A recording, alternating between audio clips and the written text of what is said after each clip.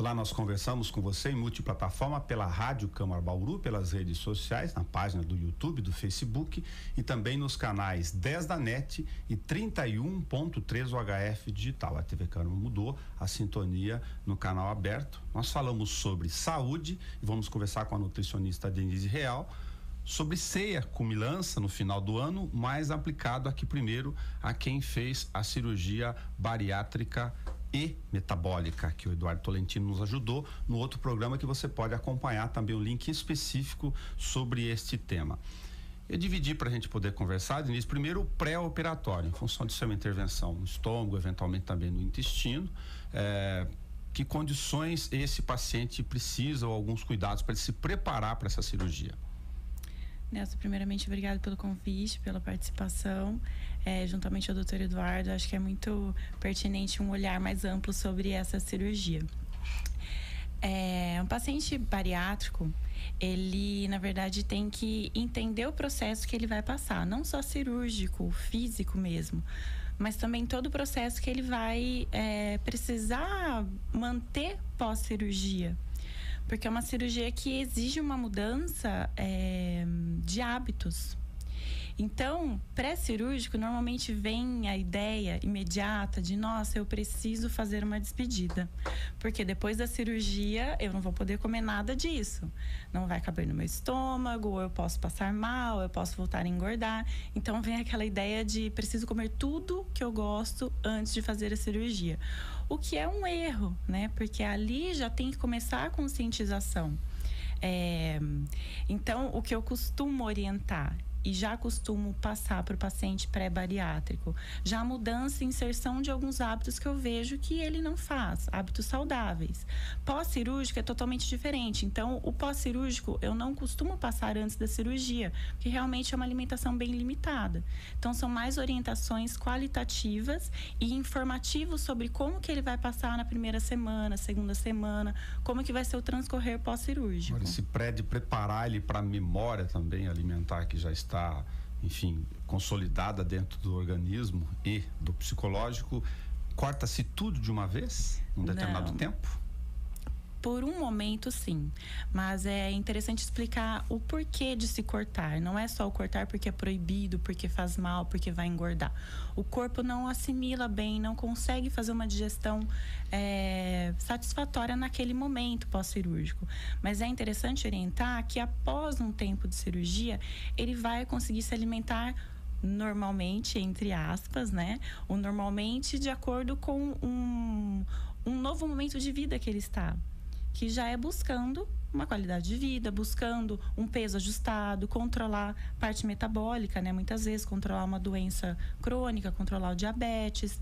Então ele vai poder sim se alimentar normalmente, né? Com os alimentos, por exemplo, junto à família, só que em porções mais controladas, de uma forma diferente, um comportamento diferente aos alimentos. Como nutricionista, o que é essa realidade de pegar alguém que come muito em grande quantidade ou ao longo do tempo e come de tudo, daí tem relacionado às outras questões a definição clássica de obesidade, e você chegar para ele e falar, não, agora você vai comer pouquinho e com outro parâmetro? A reação imediata que eles têm é de vou passar fome. O que não acontece. Muitas vezes passa vontade de um alimento, né? Daquela memória afetiva de um alimento que eu comi e era gostoso. Mas até por mudanças estruturais do corpo pós-cirurgia, de estômago, intestino, a sensação de fome, ela é diferente. Ela vem diferente, né? Em relação ao que ele tinha antes. A fome é bem mais reduzida. Só que aquela fome emocional, psicológica, muitas vezes pode acontecer. Só que o paciente, como nós, né, informamos, tanto nutrição quanto a parte médica informa muito sobre os cuidados, pós-cirúrgico, então realmente o paciente ele fica com certos receios de acrescentar alimentos por conta.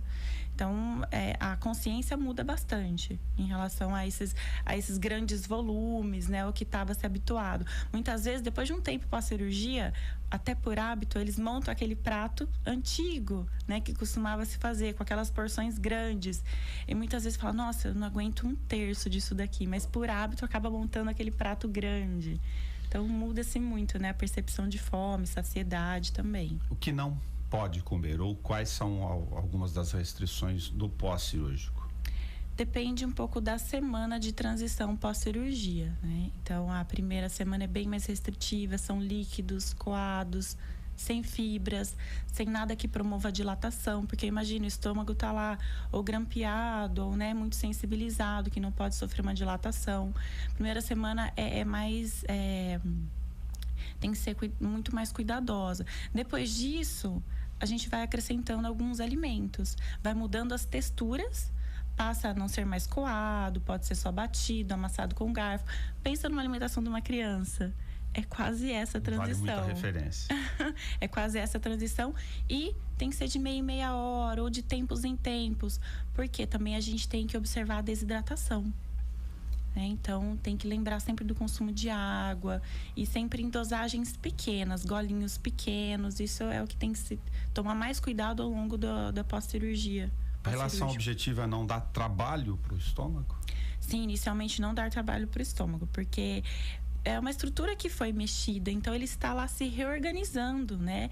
Ele está lá entendendo as funções, muitas vezes está, como eu havia comentado, está grampeado, ele está em processo de cicatrização, então ele não pode sofrer alguns movimentos que é comum do estômago para não gerar nenhum tipo de problema pós-cirúrgico mesmo, né? De cicatrização, ou até mesmo aquele alimento que está dentro do estômago cair para a cavidade, né? No nosso abdômen. Aí sim é um caso muito, muito sério mesmo. Eu costumo comentar isso com o paciente para eles verem que não é só uma restrição relacionada a calorias. Tanto que em momento algum pós-cirurgia eu comento sobre caloria, porque é o menos importante. A gente tem que observar a qualidade do alimento que a gente vai colocar dentro. É um pequeno espaço, então eu tenho que otimizar com bons nutrientes. A distribuição disso do ponto de vista calórico e nutricional é fundamental nesse período, então, também, até por ser menores quantidades. Sim, mas isso muitas vezes não é passado ao paciente, porque ele já está habituado muitas vezes a uma dieta restritiva e contar calorias. Então, esse momento é otimizar em qualidade. Tá. Pode ter algum alimento que ele gosta muito, ele é viciado, entre aspas mesmo, na realidade anterior e depois é outra situação? Ele poderá comer de novo, por exemplo? Sim, e é engraçado, Nelson, como muda a percepção do paladar. Porque como restringe-se o açúcar, o excesso de sal, vai alterando, né, para uma alimentação mais saudável. Frituras acaba sendo excluída. Então, o paladar fica muito mais sensível. Então, o pouco acaba sendo mais aguçado. O sabor doce de uma fruta acaba sendo mais aguçado. Então, muitas vezes, muda até o paladar desse indivíduo. Ele passa a apreciar coisas que ele não se atentava muito. Muitas vezes, só comia, por exemplo, um mamão com açúcar. Pós-cirurgia, como ele aprendeu a ingerir as frutas sem o açúcar, ele passa a apreciar o próprio doce da fruta natural, da frutose mesmo. Então, muda-se até o paladar.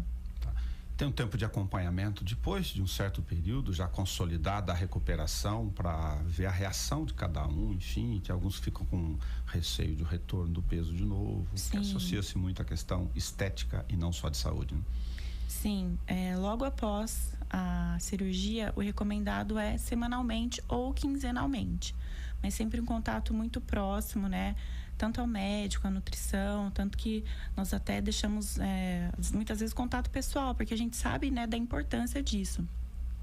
Depois de 1 mês, 2 meses, a partir do 3º mês eu costumo dar um respiro melhor pro paciente. Mas lembrando que cada um tem uma evolução. Não existe uma cartilha de esse alimento tem que ser inserido na primeira semana, esse na segunda e na terceira. E eu nem gosto de usar essa tratativa porque gera uma ansiedade e muitas vezes uma sensação de, nossa, já era para eu estar comendo esse alimento, eu estou na 3ª semana e ainda não consigo comer. Então, gera uma sensação de frustração, de será que alguma coisa está errada comigo? Será que minha cirurgia não deu certo? Então, cada um tem uma evolução e muitas vezes é necessário suplementar, intervir com alguma suplementação nesse meio tempo também. Então, mudam os níveis de sensibilidade do organismo em relação aos alimentos? Muito. Sensorial também, né? Bucal, as papilas gustativas também, muda muito a percepção. Aproveitar que a gente está falando de cirurgia bariátrica e metabólica, em função da gente estar gravando aqui no ambiente de pré-natal e ano novo, aproveitar o que a gente chama de ceias, se essa comilança precisa de alguma orientação específica. Sim, precisa. E principalmente em relação, por exemplo, se o paciente for for na casa de algum parente ou de amigos, tente acolher essa pessoa, né? Porque não force, experimenta isso, experimenta aquilo. Ele mesmo, o paciente sabe o que já cai bem, o que não cai bem. Ele sabe já disso. Se é amigo e vai passar na casa do outro, ou se é amigo, pergunta. Use da proximidade. Sim, e muitas vezes eu indico, né, para os pacientes, já leva o seu prato, leva já uma refeição que você sabe, enfim, que você sabe que para você cai bem. Então já leve lá nesse momento ceia uma refeição que você consiga fazer.